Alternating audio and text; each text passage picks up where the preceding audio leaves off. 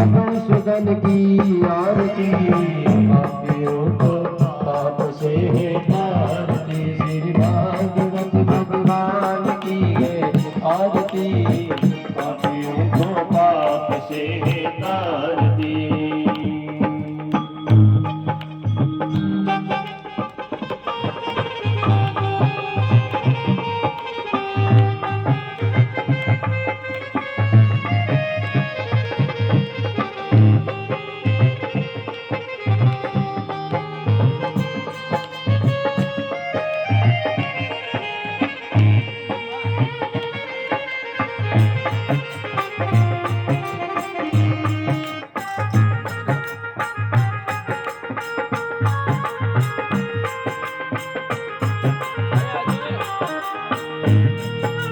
मधुर बोल जगबंद बोल सन्मार्ग बताने वाला, बिगड़ी को बनाने वाला, ये मधुर बोल जगबंद, यही प्रभु के महिमा की आरती, पापियों को पाप से है तारती, श्री भागवत भगवान की है आरती, पापियों को पाप से है तारती।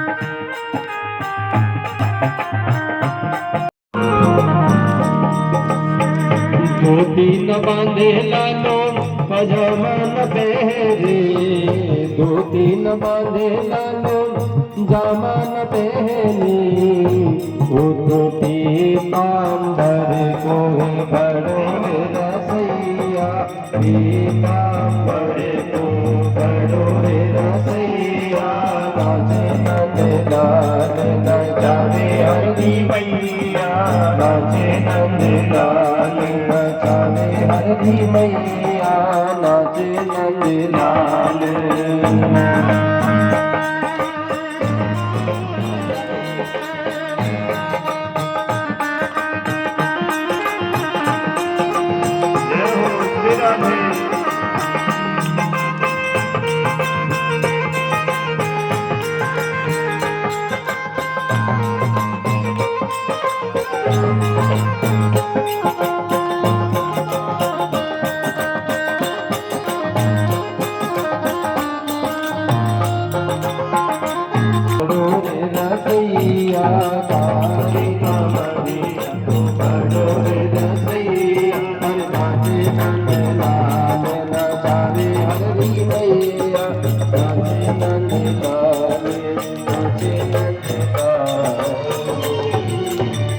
बोले कृष्ण कन्हैया लाल की।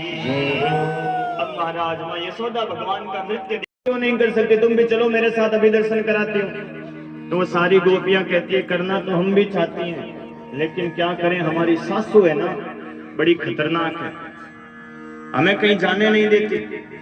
और तो और कई कई सासुएं होती है महाराज, बड़ी खतरनाक होती है वास्तव में। खुद तो मंदिर चली जावे, खुद तो कथा में चली जावे, और तो और खुद तो पीरे भी चली जावे, लेकिन बहुओं को जाने नहीं देती।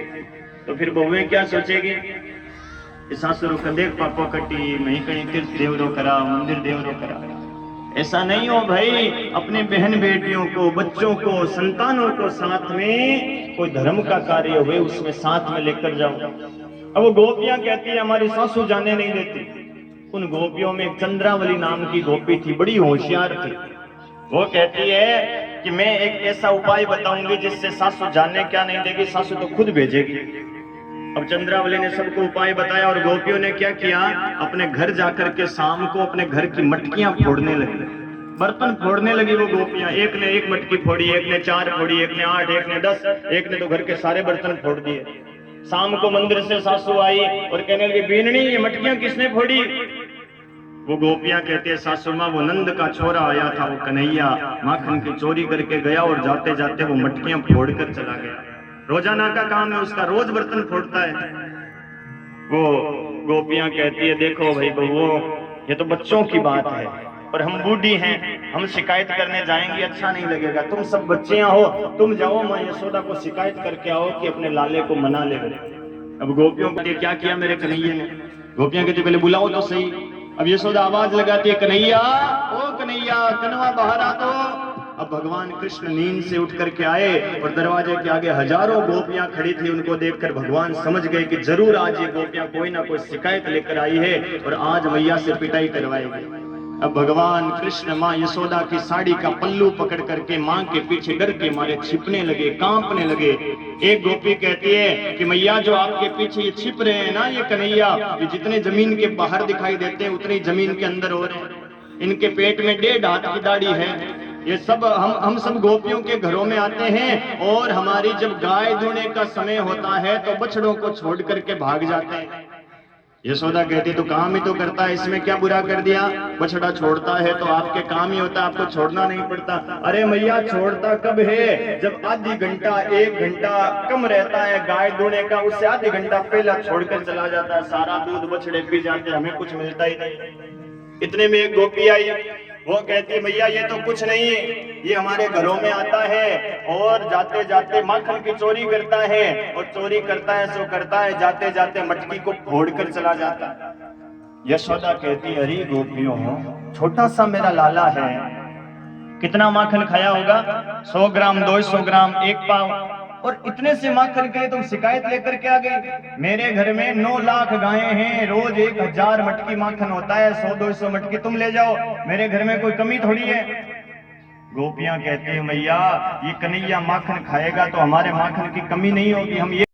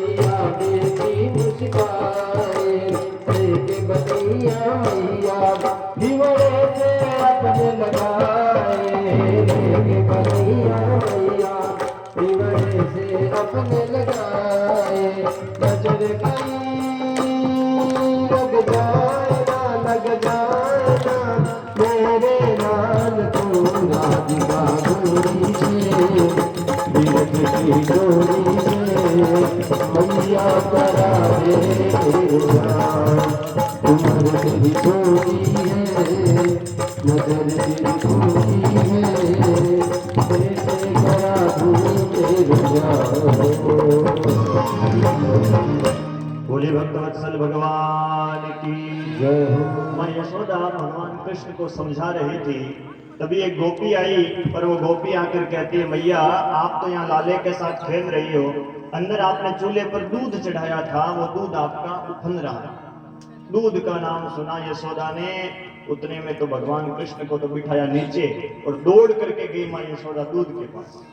माताओं बहनों को दूध से बड़ा लगाव होता है, हाथ में चाहे 1000 काम हुए ना, और महाराज इनकी सुगंध भी आ जाए दूध उफड़ने की, माताएं बहनें 1000 काम छोड़ देगी लेकिन दूध नहीं उफड़ना चाहिए। यशोदा दौड़ करके गई दूध के पास।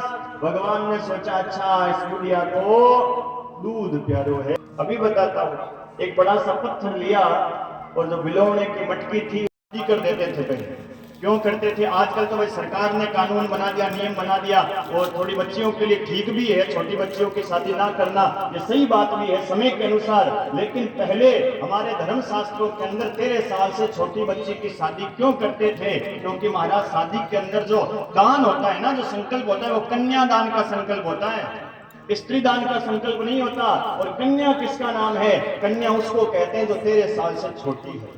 आजकल 20, 25, 30 साल की बहनों की शादी करते हैं। हम ब्राह्मण लोग, पंडित भी बैठे होंगे यहाँ पर, वहां पर जब हम शादी कराते हैं तो उससे पहले उस बेटी के बाप से एक संकल्प करवाते हैं।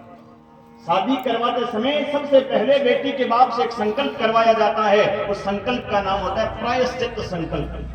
ये प्रायश्चित किस चीज का है? ये प्रायश्चित इस चीज का है कि 13 साल के बाद जितनी बार उस बाप ने अपनी बेटी का कंवारी का मुंह देखा है, उतनी बार उस बाप को दोष लगता है 13 साल से बड़ी बेटी का मुंह देखने का, जब तक वो कंवारी है। इसलिए हम वो प्रायश्चित पहले करवाते हैं कि ये 13 साल से बच्ची बड़ी हुई है, इसका दोष इसके बाप को ना लगे, इसलिए वो दोष क्षमा करने के लिए प्रायश्चित संकल्प होता है। तो कन्या किसका नाम है? जो 13 साल से छोटी बच्ची है उसको कहते हैं कन्या। और भागवत में लिखा है भगवान ने गोपियों के नहीं बल्कि गोप कन्याओं के वस्त्र चुराए। भगवान की उम्र थी 4 साल की और वो गोपियां थी 3, 3.5, 4 साल की, 5 साल की।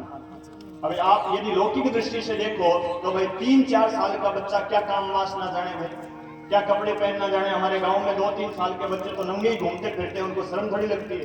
तो इसमें गलत क्या हो गया है? ये तो 3, 4 साल की लीला थी। और यदि भगवान को आध्यात्मिक दृष्टि से देखें तो ये गोपी क्या है? गोपी है जीव। भगवान किसका नाम है? भगवान है नाम कृष्ण है ईश्वर का, गोपी नाम है जीव का। और कपड़ा कहते हैं अविद्या को। जीव और ईश्वर के बीच में जो अज्ञान रूपी अंधकार का कपड़ा था उसको भगवान ने बीच में से हटा करके जीव और ईश्वर का मिलन करना ही ये चीर हरण की लीला है।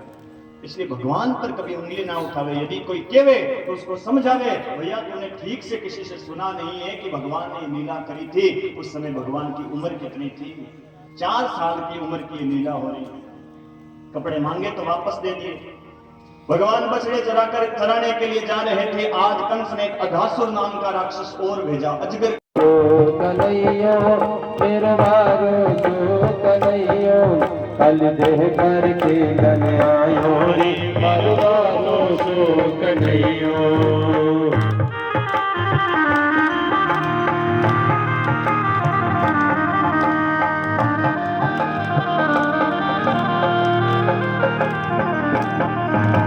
बाल बाल सब सखा संग में, बाल बाल सब सखा संग में, बन गेंद को खेल रचायो रे मेरे छोटो सो कन्हैया। बन फूल को गेंद रचायो रे मेरे छोटो सो कन्हैया। काली देह पर खेलन आयो रे मेरे छोटो सो कन्हैया। जय हो श्री राधे।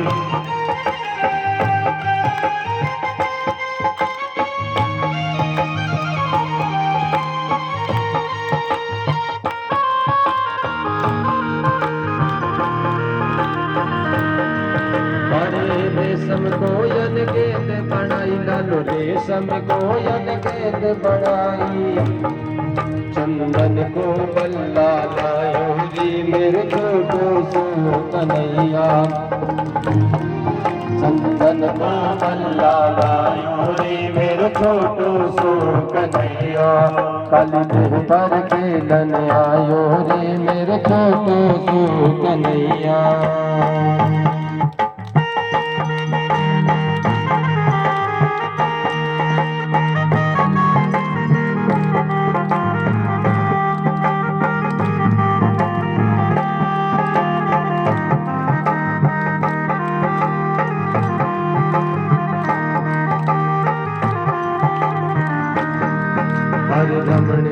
दीप में नाग भगायो, रमण दीप में नाग भगायो, वन फन पर चिन्ह बनायो रे, मेरो वालो सो कन्हैया, कल के पर खेलन आयो रे, मेरो वालो सो कन्हैया, वारो सो कन्हैया, मेरो वारो सो कन्हैया, मेरो वारो सो कन्हैया, मेरो वारो सो कन्हैया, कल देह पर खेलन आयो रे, मेरो छोटो सो कन्हैया, कल देह पर खेलन आयो रे, मेरो छोटो सो कन्हैया। बोले कृष्ण कन्हैया लाल की जय हो। महाराज भगवान उस कालिया नाग के फणों पर नाचने लगे तो कालिया नाग की पत्नियां कहती है, प्रभु हमारे पति मर जाएंगे, इनको आप छोड़ दीजिए। भगवान कहते हैं, अच्छा बड़ी चिंता है अपने पतियों की, यदि इतनी चिंता है तो एक काम करो, अपने पतियों को लेकर के मेरी यमुना से बाहर चली जाओ। अरे आपके रहने से मेरी यमुना का पानी जहरीला हो जाता है, भोली भाली गायें मर जाती है। वो कालिया नाग कहता है, प्रभु कहाँ जाएं? जहां भी जाते हैं तो आपके वो भगत गरुड़ जी महाराज है ना, वो गरुड़ जी हमें मार देते हैं। महाराज सांप का और गरुड़ का, इन दोनों का आपस में वेर रहता है। 36 का आंकड़ा चलता है सांप और गरुड़ का। देखो ये दोनों मासीय भाई हैं आपस में, सांपों की माँ और गरुड़ जी की माँ दोनों बेने बेने हैं रिश्ते में। गरुड़ जी की माँ का क्या नाम है? गरुड़ जी की माँ का नाम है विनता देवी।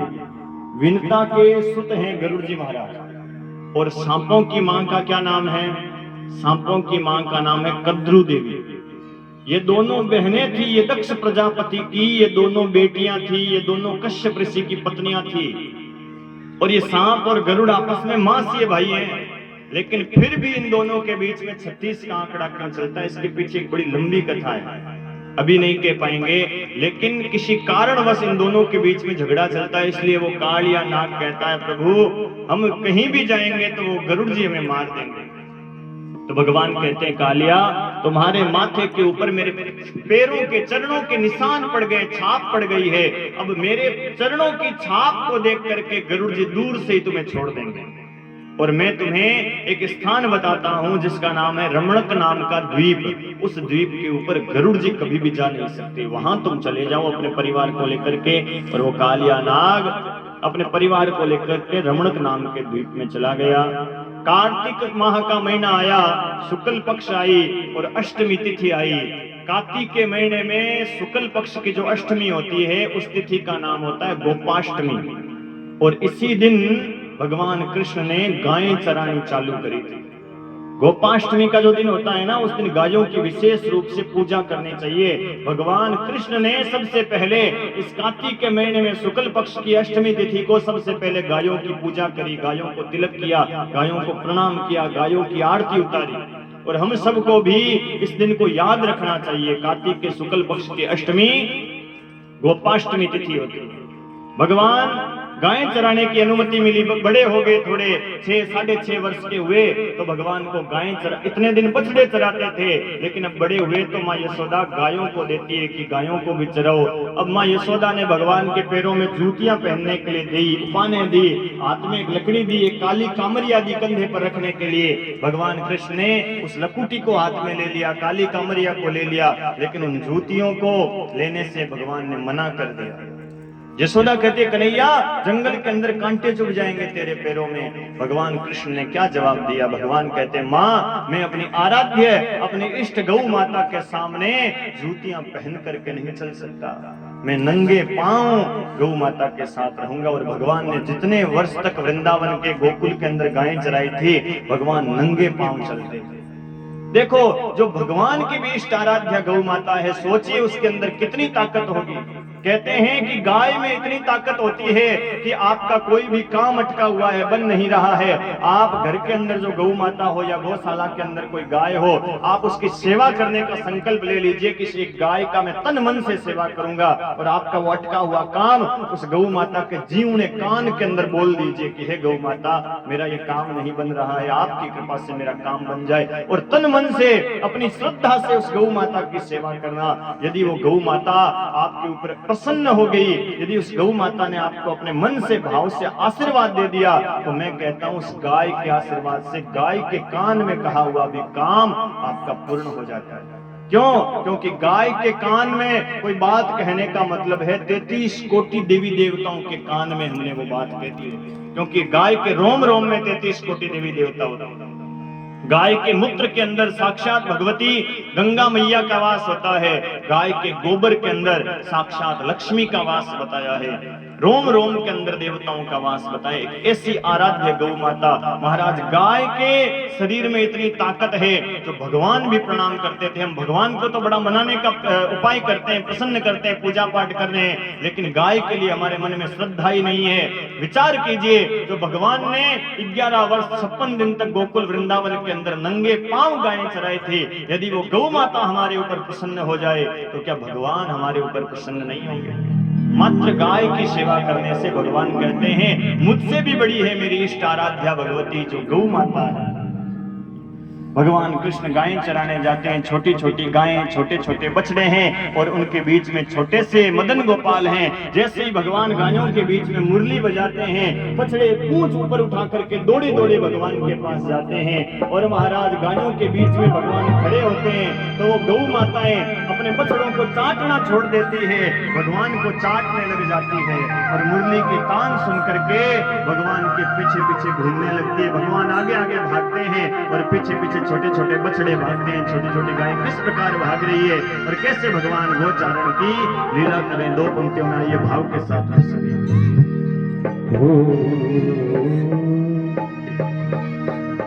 छोटी छोटी गैया छोटी छोटी बाल, छोटो सो प्यारो सो नानो सो मेरो मदन गोपाल। छोटी छोटी गैया छोटी छोटी बाल, छोटो सो मेरो मदन गोपाल। हरी छोटो सो मेरो मदन गोपाल।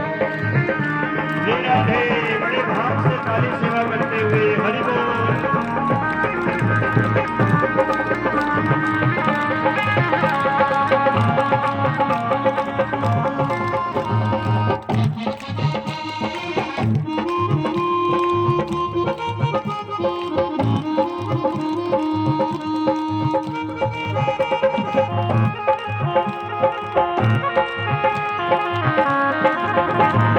आगे आगे गैया पीछे पीछे ग्वाल, आगे आगे गैया पीछे पीछे ग्वाल। बीच में मेरो मदन गोपाल, हरे बीच में मेरो मदन गोपाल। छोटी छोटी गैया छोटे छोटे ग्वाल, छोटे सो मेरो मदन गोपाल। हरे छोटे सो मेरो मदन गोपाल।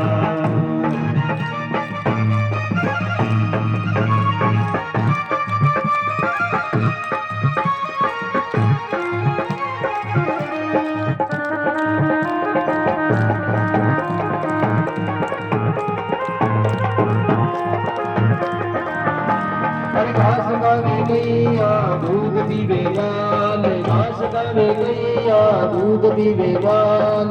माखन खावे मेरो मदन गोपाल, हरी माखन खावे मेरो मदन गोपाल। छोटी छोटी गैया छोटे छोटे बाल, छोटी छोटी गैया छोटे छोटे बाल। छोटो सो मेरो मदन गोपाल, हरी छोटो सो मेरो मदन गोपाल।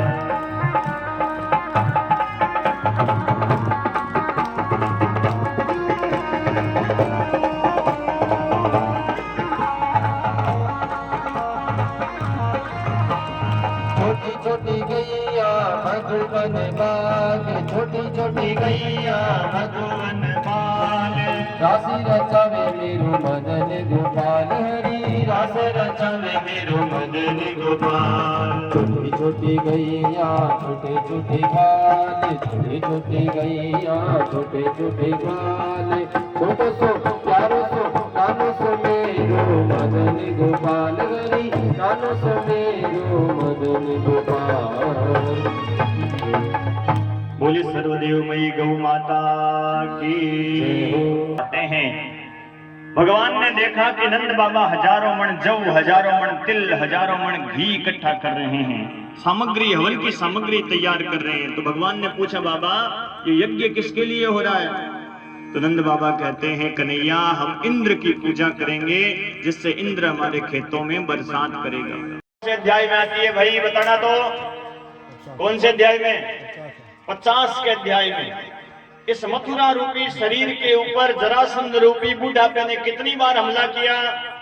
17 बार हमला किया। कथा को काया पर घटाना मथुरा शरीर है, जरासंध बुढ़ापा है। और जरासंध की कथा कौन से अध्याय में आ रही है? 50 हो जावे, कमर दुखनी चालू हो जावे, ओए बीननी है गोडो घणो दुखे, ओए बीननी मारो गोडो घणो दुखे, गोडो को दुखे नहीं मातावा, ऐसे समझ लो जरासंध आ गया है। चेत जाओ, माला हाथ में ले लो, अभी मौका है। ये 50 के बाद जरासंध जरूर आता। कथा को काया पर घटा लेना, ये बुढ़ापा ही जरासंध है। और जरासंध की कथा भागवत में देख लेना, 50वें अध्याय में पूरी शरीर पर लिखी गई है कथा। और 50वें अध्याय में जरासंध रूपी बुढ़ापा जरूर आएगा। सान की मैदान को छोड़ करके भगवान भाग गए। आप भाग मत जाना भाई मैदान को छोड़ करके। कल की कथाएं पीठ मत दिखा देना कोई। आज का अंतिम दिन का मायरा है। और आज भाई ठाकुर जी महाराज बड़ी सुंदर झांकी बन करके 56 करोड़ का मायरा भरने के लिए स्लोहा नगरी के अंदर आए। सबको भाई मायरेदार बन करके आना है।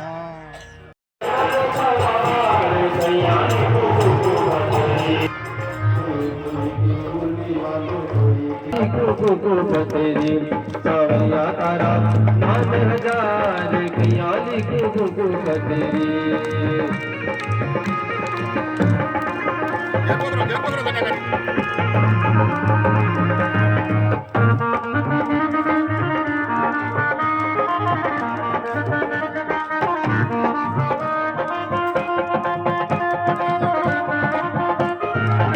सावरिया तारा नाम हजार कयाली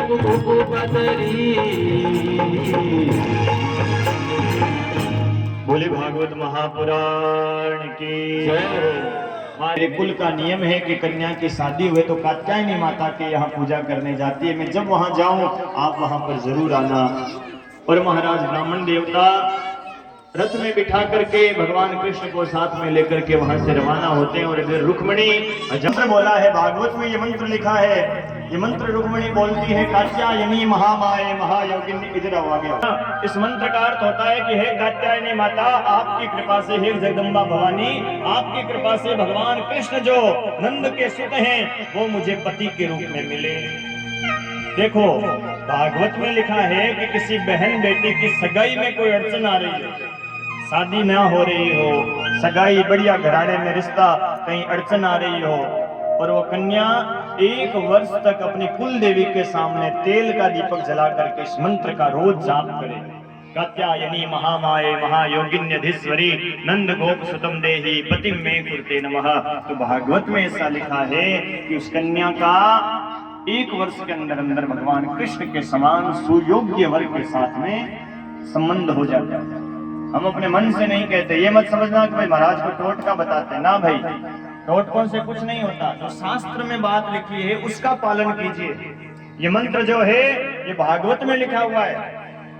लेकिन महाराज भाइयों के बहनों के रिश्तों में तो समस्या बहुत कम होती है, लेकिन भाइयों के बड़ी समस्या होती है। आजकल महाराज भाइयों ने थोड़ा घना पड़े है। तो देखो किसी भाई की भी शादी में सगाई में अड़चन आ रही हो ना, तो शास्त्रों में एक उपाय आता है।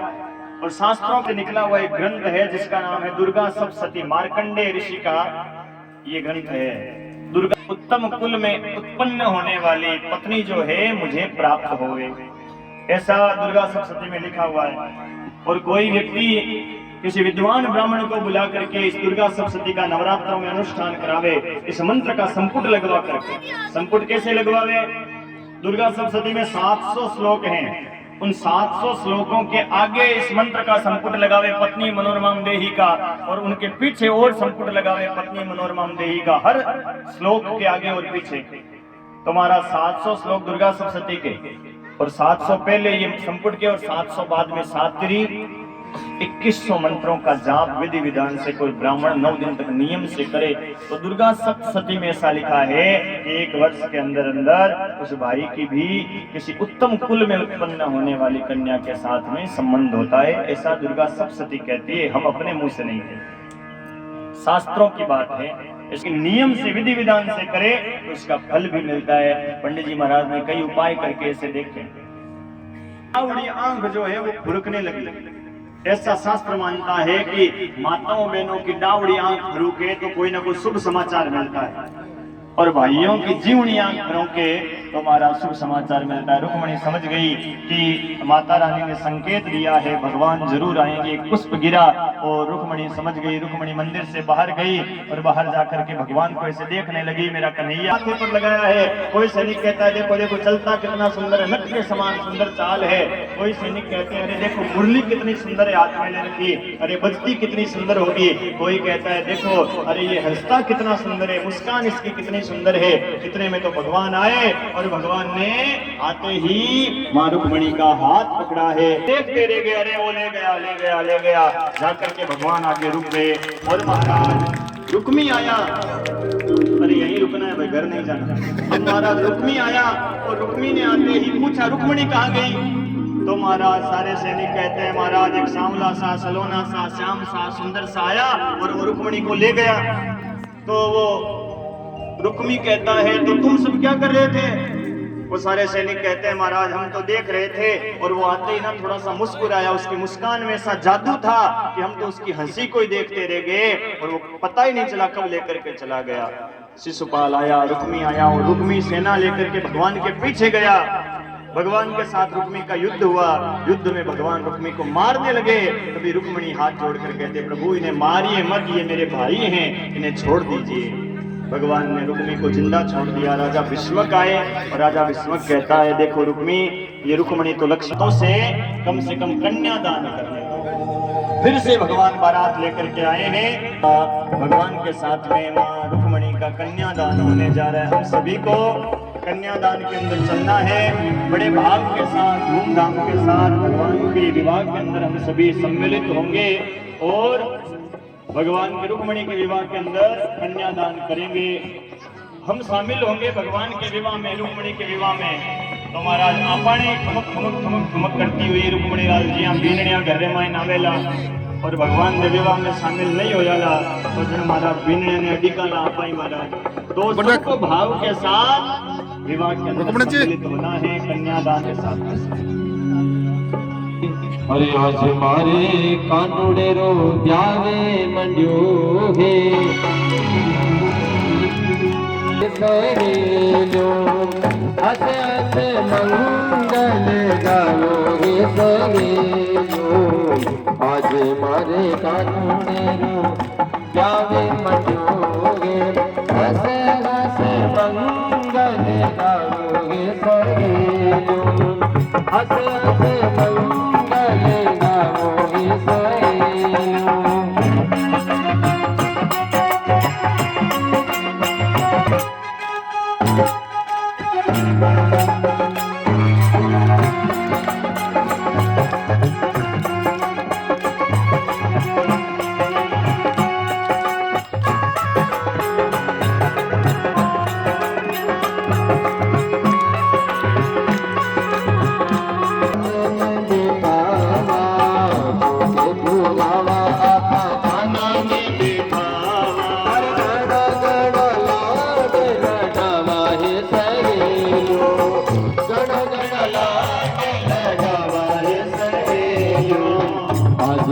ठाकुर सिर जावे मंडो हस हस मंगल गाओगे सहेलो।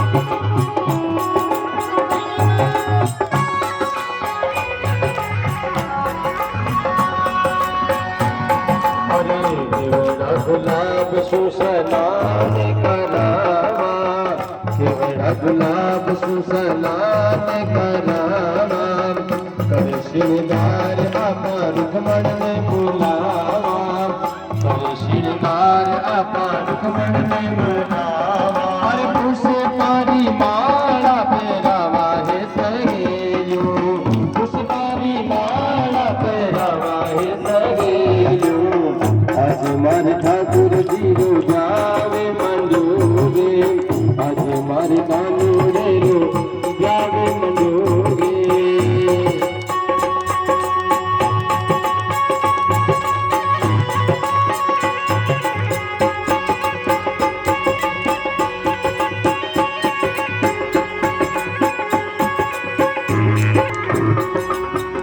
कर श्रृंगार आपा किशोरी बुलावा, कर श्रृंगार आपा किशोरी बुलावा, श्याम सुंदर जीरो जावे मंगावा, श्याम सुंदर जीरो जावे मंगावा, जोड़ी रा दर्शन पावा है सहेलियो, जोड़ी रा दर्शन पावा है सहेलियो, आज मारे ठाकुर जी रो जावे मंडोरे, आज मारे कानूरे रो जावे मंडोरे, हस रस मंगल गावे सहेलियो, हस रस मंगल गावे सहेलियो।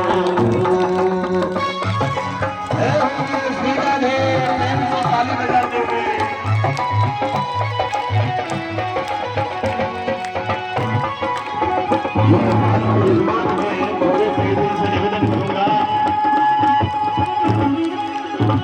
बने हैं जो करेंगे। जो भाई अपने बेटों पोतों के विवाह में तो बहुत नाचे, लेकिन आज भगवान का विवाह हो रहा है ठाकुर जी महाराज का, तो आनंद के साथ हम सभी को उत्सव मनाना है। एक सूचना दे दूं, कल की और कथा है, और अंतिम दिन की जो कथा श्रवण करता है उसे पूरे 7 दिनों की कथा सुनने का पूरा फल मिलता है। और कल शोभा यात्रा निकलेगी, वापस ठाकुर जी के मंदिर हम जाएंगे, तो सभी को कल की कथा के अंदर उपस्थित होना है। और आज शाम को नानी बाई की मायरा होता है, तो आइए पूजन हो रहा है भगवान का, हम सभी कन्यादान करेंगे, रुक्मणी के पास में आकर प्रणाम करेंगे भगवान को, युगल जोड़ी का दर्शन करेंगे और फिर वापस अपने स्थान पर विराजमान होंगे। उसके बाद आरती में चलेंगे।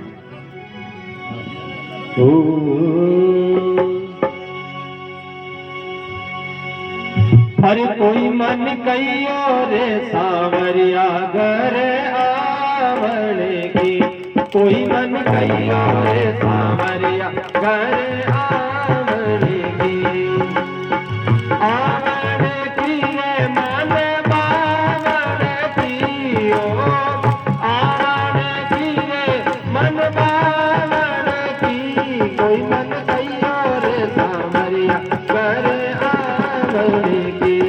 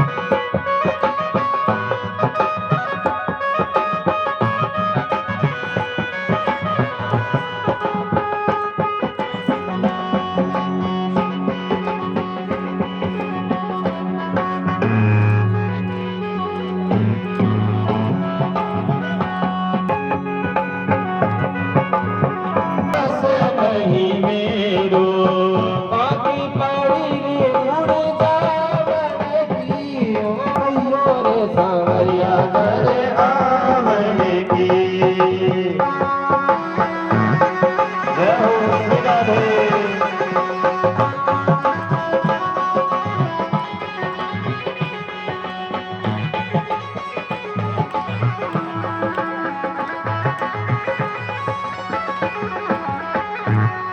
अरे भाई मीरा देवे प्रभु की वदना।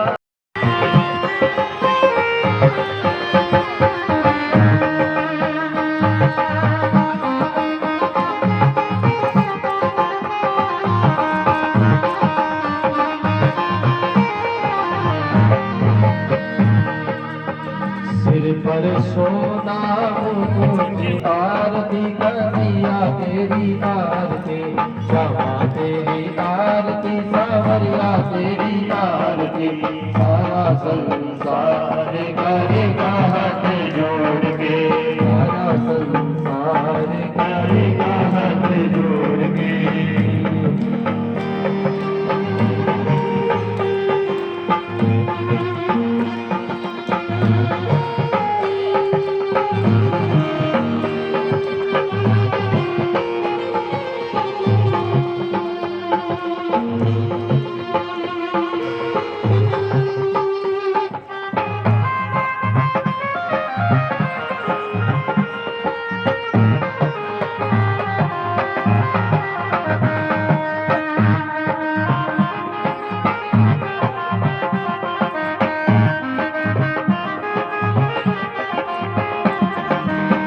सिर पर सोना मुकुट, सिर पर सोना मुकुट विराजे। कागज जोड़ के और पुष्पन को हार काले कागज जोड़ के। क्षमा तेरी आरती कन्हैया तेरी आरती, क्षमा तेरी आरती कन्हैया तेरी आरती। सारा संसार करेगा हाथ जोड़ के।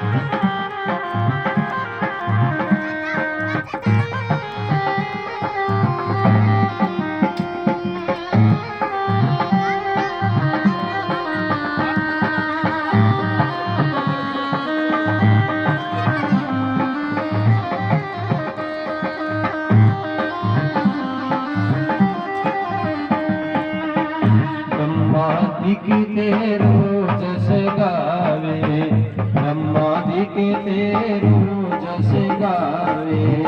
नारद सारद ध्यान लगावे, नारद सारद ध्यान लगावे।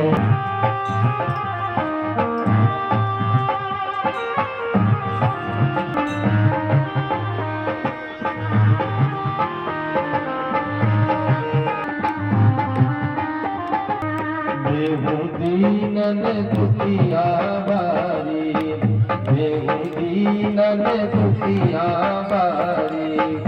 आयो प्रभु शरण तियारी, रखियो लाज हमारे करेगा हाथ जोड़ के। रखियो लाज हमारे करेगा हाथ जोड़ के। क्षमा तेरी आरती, सावरिया तेरी आरती। सारा संसार